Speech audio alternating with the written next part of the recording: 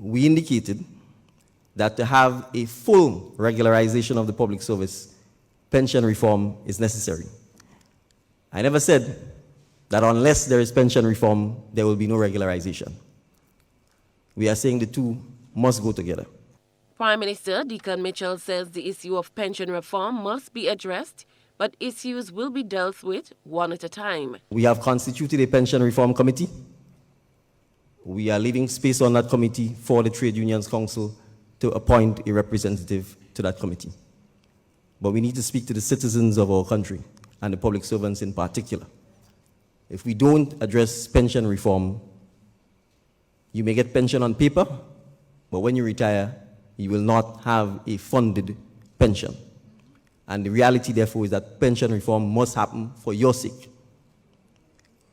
We are giving ourselves 12 months to address this issue in a frontal manner, and we hope that there will be active participation by the labor movement, by the Trade Unions Council, so that we can come up with a formula that works for the sustainability of public officers' pensions. Last month, Labour Minister Claudette Joseph, during a sitting of the Senate, spoke to the government's concern about fiscal implications on the future of pension payments if the government proceeds to regularize all unestablished government employees. This concern is backed by Prime Minister Mitchell, who told Grenadians during a town hall meeting Monday night that to have full regularization of the public service, the issue of pension reform is necessary. When we talk about the regularization of the public service, it's not a situation where you get up today, you snap your fingers, and everybody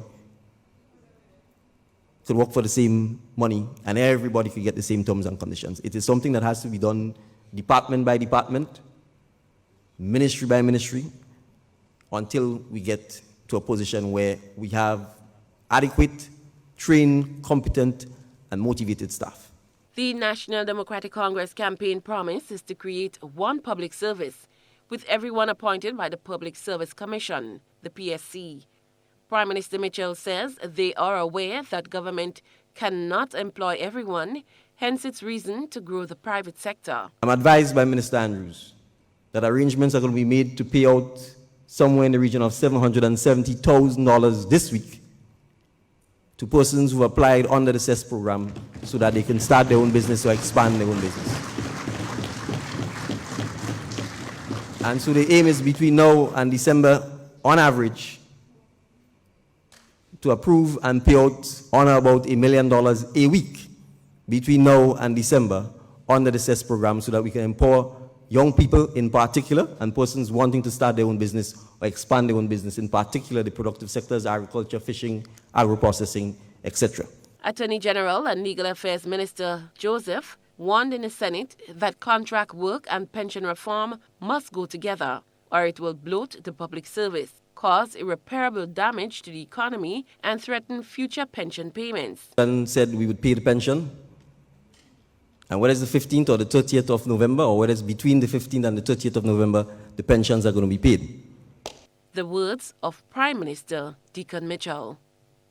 Cherry and Blackman Stephen, GBN News.